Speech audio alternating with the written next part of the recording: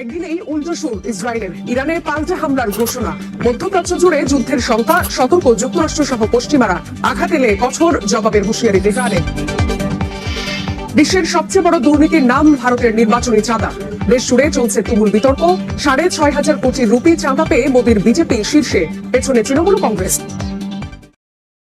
মিত্র যুক্তরাষ্ট্র সহ আন্তর্জাতিক সম্প্রদায়ের আহ্বানকে বৃদ্ধাঙ্গুলি দেখিয়ে এবার ইরানে পাল্টা প্রতিশোধের হুমকি দিল ইসরায়েল।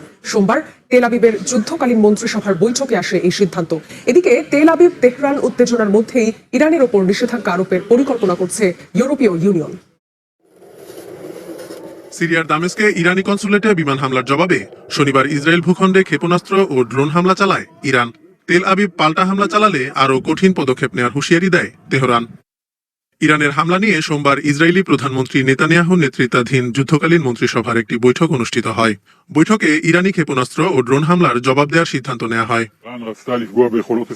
এছাড়া ইরানের হামলার জবাব দেওয়ার কথা জানিয়েছেন ইসরায়েলি প্রতিরক্ষা বাহিনীর চিফ অব স্টাফ হার্জি হালেবি। ইরানি ক্ষেপণাস্ত্রের আঘাতে ক্ষতিগ্রস্ত নেভাটিম বিমান ঘাঁটি পরিদর্শনে গিয়ে এই কথা বলেন তিনি।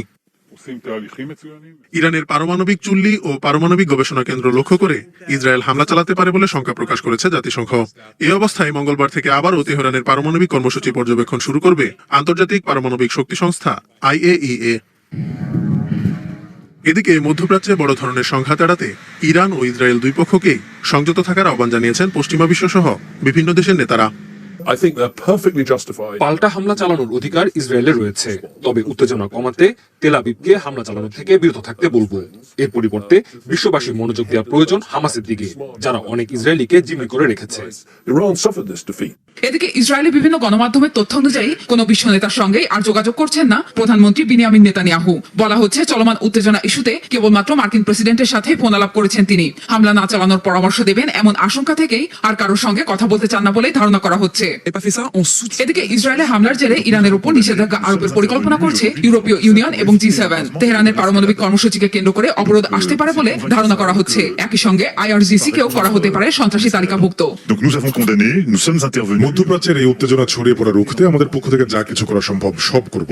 ইসরায়েলকে বোঝানোর চেষ্টা করা হচ্ছে যে হামলা চালিয়ে সংঘাতের বিস্তার নয়, বরং ইরানকে বিচ্ছিন্ন করে ফেলতে হবে। আঞ্চলিক দেশগুলোতে বোঝাতে হবে যে ইরান বিপজ্জনক, তাদের পারমাণবিক কার্যক্রমে নিষেধাজ্ঞা বাড়াতে হবে এবং এর মধ্য দিয়ে আঞ্চলিক শান্তির পথ সন্ধান করতে হবে। এদিকে ইরানের ছোড়া ড্রোন ক্ষেপণাস্ত্র থেকে যুক্তরাষ্ট্র, যুক্তরাজ্য সহ অন্যান্য দেশের পাশাপাশি ইসরায়েলকে সহায়তা করেছে সৌদি আরব। সৌদি রাজ পরিবারের ওয়েবসাইটে বিষয়টি নিশ্চিত করা হয়েছে। ইসরায়েলে ইরানের হামলার পর থেকে উত্তপ্ত বিশ্ব রাজনৈতিক অঙ্গন। পশ্চিমাদের বারণকে বৃদ্ধাঙ্গুলি দেখিয়ে রাইসি প্রশাসনকে উপযুক্ত শাস্তি দেওয়ার ছক কষছে নেতানিয়াহু বাহিনী। এর মধ্যেই এই হামলায় কি ধরনের অস্ত্র ব্যবহার করবে বা ইরানের কোন অঞ্চলকে লক্ষ্যবস্তু করা হবে তা নিয়ে চলছে চুলচেরা বিশ্লেষণ। তবে জাতিসংঘের পরমাণু পর্যবেক্ষণ সংস্থা বলছে এই হামলার অন্যতম লক্ষ্য হতে পারে ইরানের পারমাণবিক চুল্লি ও পারমাণবিক গবেষণা কেন্দ্রগুলো। গত 1 এপ্রিল সিরিয়ায় ইরানের কনসুলেটে হামলার প্রতিশোধ নিতে এই শনিবার একযোগে শত শত ড্রোন ও ক্ষেপণাস্ত্র দিয়ে ইসরায়েলি ভূখণ্ডে তাণ্ডব চালায় তেহরান। বিশ্বের সবচেয়ে উন্নত আকাশ প্রতিরক্ষাকে ভেদ করে ইরানের এমন হামলার পর থেকে নড়েচড়ে বসেছে বিশ্ব রাজনৈতিক অঙ্গন। এই সংঘাতের পরিণতি কোন দিকে যেতে পারে তা নিয়ে শুরু হয়েছে আলোচনা। এদিকে হামলায় উল্লেখযোগ্য ক্ষয়ক্ষতি না হলেও প্রতিশোধের আগুনে জ্বলছে নেতানিয়াহু। এমনকি পশ্চিমাদের বারণকে বৃদ্ধাঙ্গুলি দেখিয়ে রাইসি প্রশাসনকে উপযুক্ত শাস্তি দেওয়ার ছক করছে ইসরায়েল। এই অবস্থায় বিশ্লেষকদের দাবি ক্ষেপণাস্ত্র ও ড্রোন হামলার জবাব দিতে প্রস্তুতি নিচ্ছে তেল আবিব। এর মধ্যে ইরানের কোন কোন স্থাপনায় হামলা চালানো হবে তা ঠিক করে ফেলেছে নেতানিয়াহু বাহিনী। দেশটির পারমাণবিক চুল্লি ও পারমাণবিক গবেষণা কেন্দ্রগুলোকে লক্ষ্যবস্তু করতে পারে বলে শঙ্কা প্রকাশ করেছে জাতিসংঘের পরমাণু পর্যবেক্ষণ সংস্থা। এই অবস্থায় ইরানের পারমাণবিক কর্মসূচি পর্যবেক্ষণ শুরু করবে সংস্থাটি। তবে ইসরায়েল হামলা চালাতে পারে এমন পূর্বাভাস পেয়ে এর মধ্যে নিরাপত্তা আগের চেয়ে কয়েক গুণ বেশি জোরদার করেছে রাইসি প্রশাসন।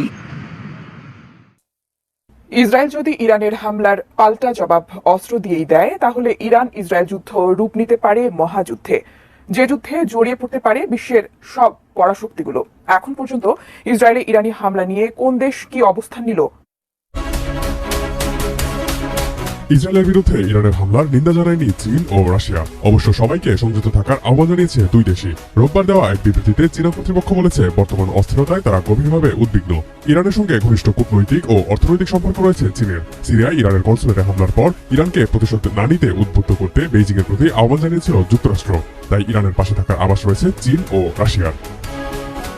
মধ্যপ্রাচ্যের শক্তিশালী অর্থনৈতিক দেশ সৌদি আরবের অবস্থান কোন দিকে সেটি জানার আগ্রহ রয়েছে বিশ্ববাসীর। ইরান ইসরায়েল সংঘাতে গভীর উদ্বেগ প্রকাশ করেছে সৌদি। আরব দেশটি সব পক্ষকে সংযত থাকার আহ্বান জানিয়েছে।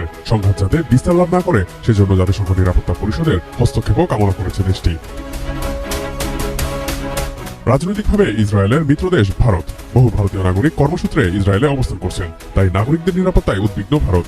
এক বিবৃতিতে ভারত বলেছে, ইসরায়েল ও ইরানের মধ্যে যে সংঘর্ষ হচ্ছে তাতে পরিস্থিতি উত্তপ্ত হয়ে উঠছে। এ নিয়ে আমরা ভীষণভাবে উদ্বিগ্ন। আমরা তাই উভয় পক্ষকে আহ্বান জানাচ্ছি যাতে দ্রুত পরিস্থিতি শান্ত করা হয়। ভারত নিজেকে এই সংঘাতে সরাসরি না জড়ালেও কূটনৈতিকভাবে ইসরায়েলকে সহায়তা করে যাবে বলেই ধারণা।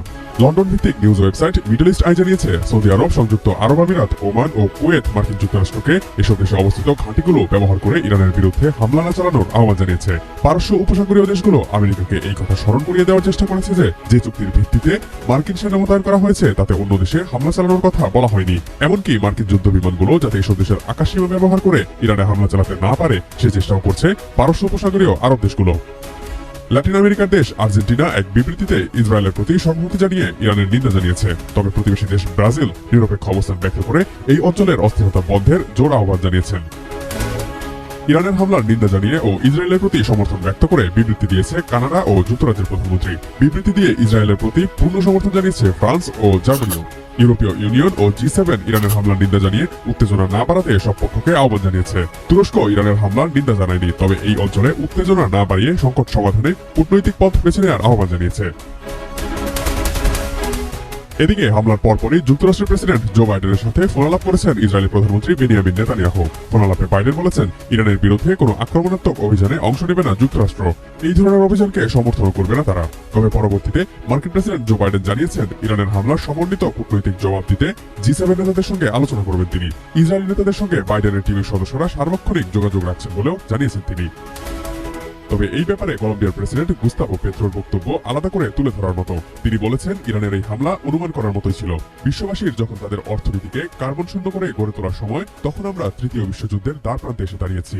মার্কিন যুক্তরাষ্ট্রের নিন্দা করে তিনি বিবৃতিতে বলেছেন, যুক্তরাষ্ট্রের সমর্থন বাস্তবে গণহত্যার পক্ষে।